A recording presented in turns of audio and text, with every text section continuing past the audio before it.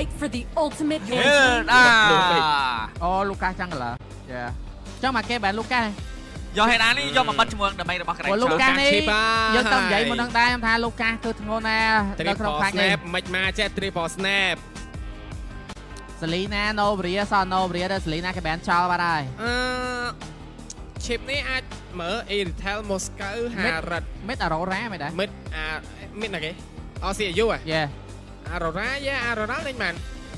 ព្រោះបច្ចុប្បន្នកាលបើសិនជាយកប្រភេទ single target គឺលេតបានដោយ Novary ឯងបើ snap យើងទទួលស្គាល់ថា Novary វាអាចមានភាគរយនឹងជាមួយនឹងការបើក ultimate តែ ultimate មិនមែន cool down ទៅតន់ជាមួយ chip ណា chip រត់ចោះរត់ឡើងពេញទឹកពេញដីហើយយើងដឹងហើយ chip ឥឡូវគឺមិនបាច់តចូលលើ portal ទេបាននៅកន្លែងណាក៏អាចចូលទៅក្នុង portal គាត់បានដែរគាត់ត្រូវការគាត់ control មួយណាផាសាកាលីតបើកមុខបើក map យ៉ា Golan អាចជាកា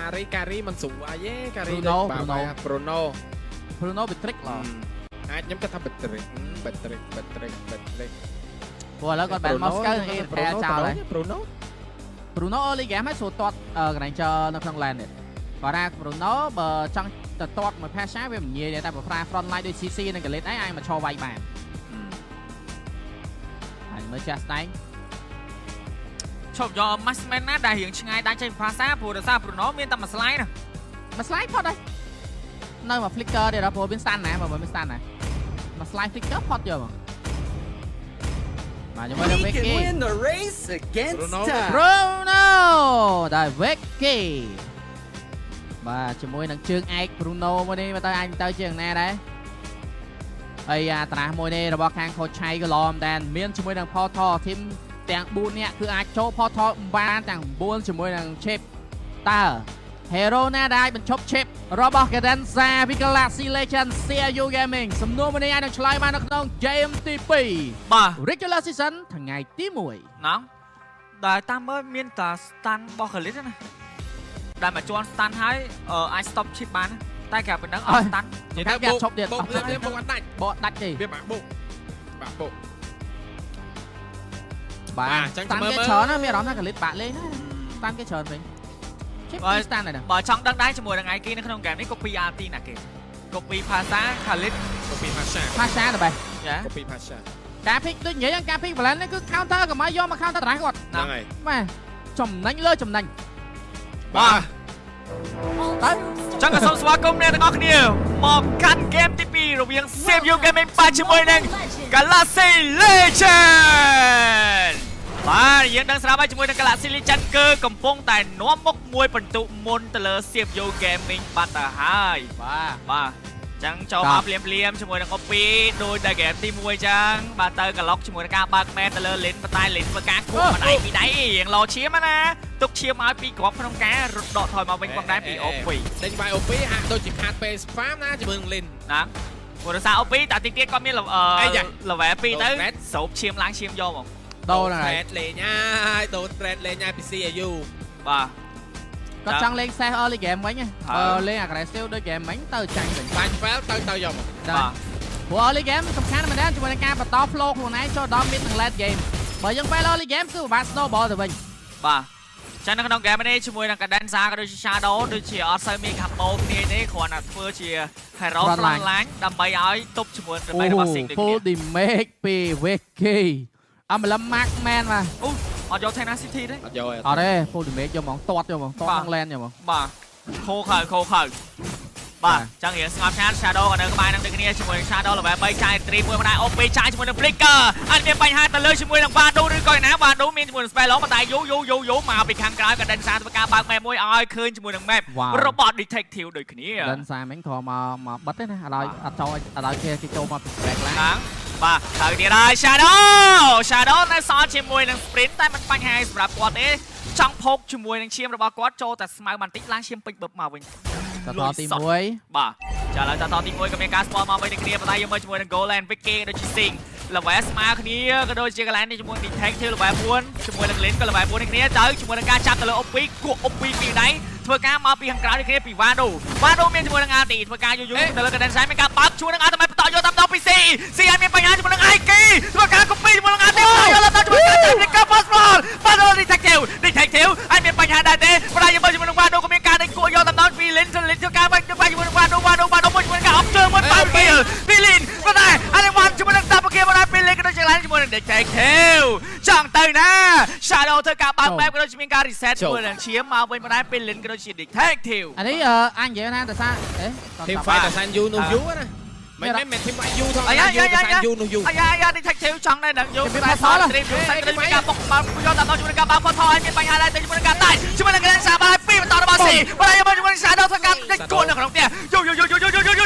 បើចង់ក្រោយ Shadow ទៅវត្តភ្នំដូចគ្នា ពីដូរនឹងមួយតែការប្រើនេះវាច្រាច់ចឹងដែរ បន្តអូ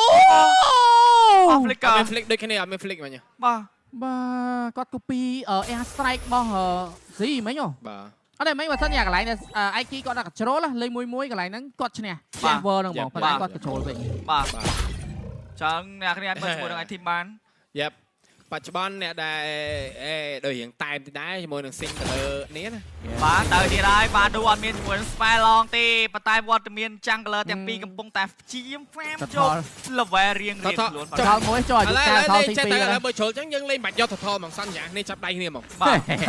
ឥឡូវមិនដែរតែបើថថនេះចូលដល់4នាទី អាយ៉ាគួរយកតាមដល់ Shadow ពូវ៉ានូលោឈាមក៏ដូចជាមានការ copy អត់តែយកតាមដល់ពី IK ធ្វើការបាត់ខោមកដើម្បី team គាត់ដូចគ្នាជាមួយនឹងការយកថថទី1ថាថមកនេះមិនទាន់បានសម្បីតែមួយរវាង team ទាំងពីរយើងមើលជាមួយនឹង mid lane មានការ head មកវិញនេះគ្នាវ៉ាដូធ្វើការជាប់ជាមួយ start មួយកន្លែងនេះជាមួយនឹង IK ធ្វើការបន្តជាមួយនឹង skill មក PC បុកមកដាក់មួយពីកណ្ដាលសាធ្វើការដាច់ជាមួយនឹង Ultimate របស់ស៊ីបាទហើយអូពីចូលដល់បងមែនធ្វើការដាច់ចូលឈាមយកតែដល់បន្តជាមួយនឹងថទី1គឺបានទៅលើ Galaxy Legend ទៅដល់អូពី clean ពី Galaxy ពី Galaxy ដោយសារគេបំបាយ straight នេះយកតែមក wow គេចែកគ្នាត្រូវធ្វើយកមក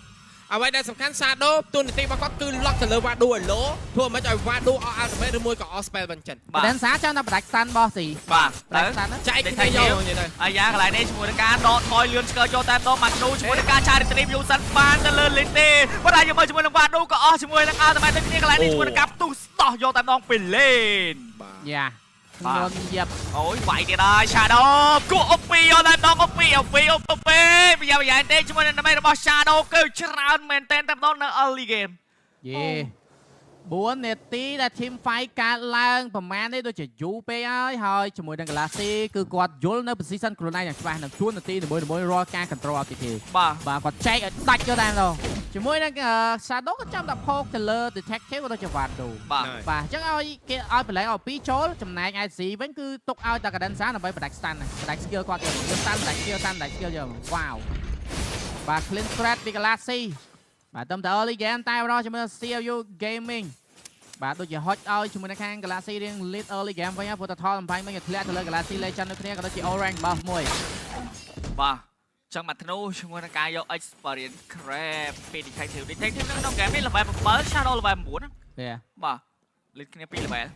Sky ភាសាទៅចាញ់ទេស៊ីងអាយ៉ាស៊ីងអាចមានបញ្ហាបើផតថបន្តអាទីយកដល់ជាមួយនឹងការចូលទៅហើយពីលេនលងខ្លួនឬក៏យ៉ាងណាជាមួយនឹងការដាច់បានទៅលើស៊ីងក៏ដូចជាមានការតថយបានឬក៏បានជាមួយនឹងលេនក៏ដូចជាសមដែរចុងក្រោយជាមួយនឹង Trend គួរយក Detective ធ្វើការបានគៀបតែសមដែរចុងក្រោយមានបញ្ហាដែរតែជាមួយនឹងការដាច់ជាមួយនឹង Wiki ចូលមកលងហើយវ៉ាដូធ្វើការចូលមកពីរកដូចគ្នាជាមួយ Shadow ក៏មិនអាចទៅណាដូចគ្នាមានតែធ្វើការបង្ខំចិត្តជាមួយនឹងការដាច់គួរវិញទៅលើ Detective តែគួរ Detective បានតែជាមួយនឹងការដាច់ខ្លួនឯងចែក Flicker មួយពី IK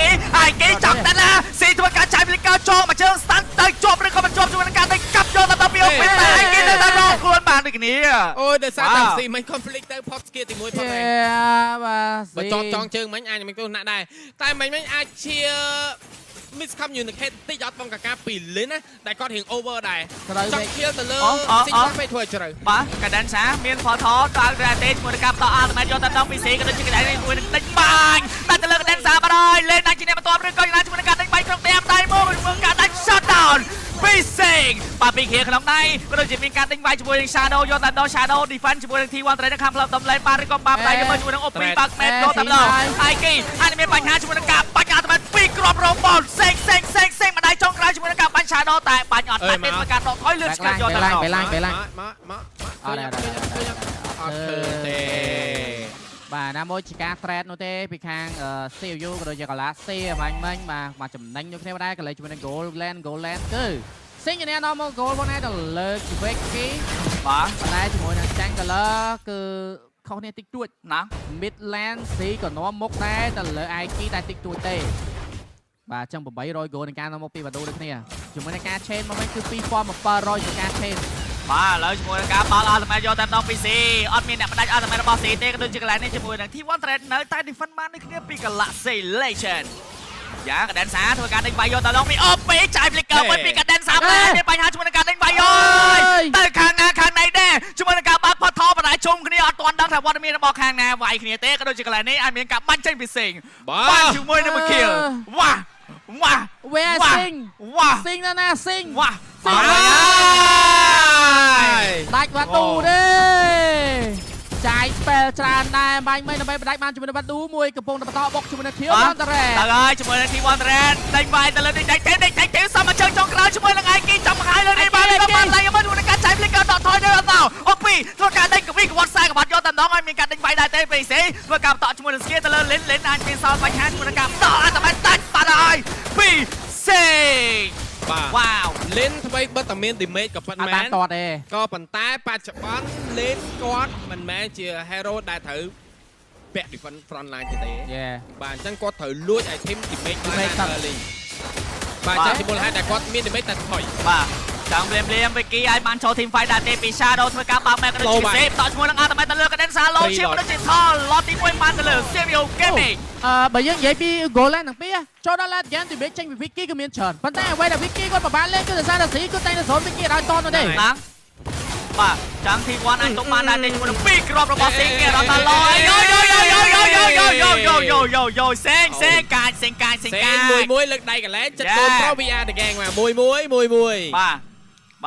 មួយញ៉ាំបាយបច្ចុប្បន្នជាមួយនឹងការលេង9 និង 20 វិនាទីជាមួយបន្ទុកខៀប9ទៅ5ទេការនាំមុខ 4k goal ត្រឹមឡងទី1បងអាការបាទចាឥឡូវភ្លាម T1 Thread នៅខាង Plum Midland អាចនឹងដាច់ឲ្យពីវត្តមានរបស់ Serial Gaming ក៏ដូចជាមានការដេញបាញ់យកតាមដងពីសេងអាច snowball បាន game នេះធ្វើការដេញវាយក៏ដូចជាមានការបើក Ultimate យកតាមដង copy RT នឹងវាយធ្វើការបន្ត RT មកឲ្យអូពីសម័យចុងក្រោយយកមកជាមួយការយកវិញគេមកតាំងពីនេះចេញធ្វើការដាច់យកតាមដងគេភុកយកមកគេនិយាយទៅថាគេនៃការ lock របស់គេគឺ always Vicky យកមកណាដូចនិយាយ Vicky គាត់មាន damage ច្រើនណាមក critical 10 stack របស់គាត់ប៉ុន្តែដោយសារតែគេមិនឲ្យគាត់វាយនោះទេបើហ៊ានឈោវាយគេនឹងបដាច់គាត់ដូចគ្នា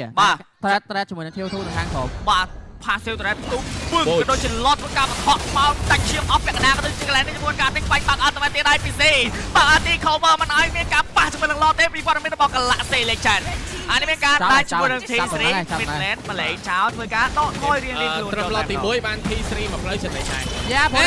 ផតនៅខាងលើចាប់បាននោះជាប់ឬក៏មិនជាប់ចាប់បានទេគេអាចមកជាប់ទេចាប់ទៅណាចង់ទៅណាកដិនសាធ្វើការដេញវាយពីអូពីធ្វើការដាច់ជាមួយនឹង Ultimate ក៏ដូចជាចូលបាន T1 Thread នៅខាងផ្លូវ top lane យកទៅដល់តែមិនទាន់ចាប់ទេជាមួយនឹងការដេញវាយជាប់មកស្តាន់បន្ត RT កដិនសាក៏មានការបាយវ៉ាវវាយដល់ក្នុងផ្ទះយកគ្នារបស់គាត់មិនចេះសម្រេចចិត្តត្រូវបងការទៅវិញលឿនមិនមិនសិនជាហូរមកបន្តិចទៀតមកហើយបាទ rotation គេលឿនដែរបាទចឹងគេយកបានដល់ tier 2 Thread នៅខាងលើ PCU Gaming បងបាទយ៉ាអូពីធ្វើការដេញវាយជាមួយនឹង IK ចាយជាមួយនឹង flicker មួយបាទហើយពី IK បាទ game នេះគឺអ្វីដែលល្អបំផុតគឺគាត់មានជាមួយនៅ OP ក៏ដូចជាស៊ីในការតេស្តឈាមទៅលើខាង Galaxy Legend គឺអត់ចង់ឲ្យគាត់បើក portal បាននោះទេអញ្ចឹងបើក្នុងគាត់ជំនន់គាត់សម្រេចចិត្តឲ្យបើក portal objective ឬក៏អ្វីមួយដែលគាត់ចង់បានត្រូវបាត់បង់តែម្ដងជាពិសេសការណាជុំគ្នារបស់ CU Gaming គឺធ្វើឲ្យ portal របស់ Cadenza នោះគឺពិបាកក្នុងការបើកមែនតែបើសិនជាគាត់ហ៊ានបើកអាចនឹង spell មក portal នឹងយកភ្លាមបាទ lot មួយនេះអត់គួរ split តែ CU គឺលេងមានតែ split តែគេអត់មិញគាត់គេឃើញវត្តមានរបស់បាដូ split គឺគេតវត្តូភ្លាមយកមកហើយមិញលឿនដែរសម្រាប់គាត់លឿន5នាក់ដៃហ្នឹងប្រុចមិញក៏ផុតដៃភ្លាមព្រុបមកចុចជាមួយនឹងportal ខុសទៅវិញព្រុញ៉ើភ្លាមយកព្រុចចេញហ្គេមតាំងមែនហ្គេមបងកាបាទអាចថាអត់តែពេលដល់តទី1គាត់ control គាត់ clean ជាមួយនឹងការ zone តែនៅពេលដែលស៊ីគាត់ចាប់បានមានលុយគឺធ្វើឲ្យពួកគាត់ប្រហែល zone វិញដោយសារតែ make របស់គេឈឺពេកគេឈឺខ្លាំងពេកបាទអាយ៉ាទៅហើយពីខាងក្រោយពី Cadenza ចាប់ detective បានកំបាន cancel ទៅអត់មានជាមួយនឹង target ក្នុងការ lock ប៉ុន្តែនៅតែមិនវាយទៅលើ detective ដូចគ្នាទៅវិញហើយពីសៀវយោបាក់អាទីមេគេយកទៅមកពីសៀវមក Cadenza បានលេងក៏មានការបន្តយកទៅដល់តាមគៀលតែវាយជាមួយនឹងសេងបានចាប់ស៊ីមិនជាប់ទេចាប់ស៊ីទៅណាចាប់ស៊ីមិនបានទេជាមួយនឹង Golden Standard ធ្វើការដេញវាយ Shadow បានចង់ក្រោយជាមួយនឹងការផ្ទុះSky Pizza បាន6 game ពេញសាច់ ដល់ Big Sing មកសាដូមិញ all in យកមកតាំង skill ទី1តាំងព្រឹងតែចាប់ស៊ីនតែចាប់អត់ទាន់ ចេះ បាទឥឡូវ Team Street នៅខាងផ្លូវ Mid Lane សល់វត្តមានរបស់ Vicky ឡើង Man Standing Vicky មក spawn មិនទាន់ទេចេញជំនះ game ទី2គឺបានទៅលើ សៀយក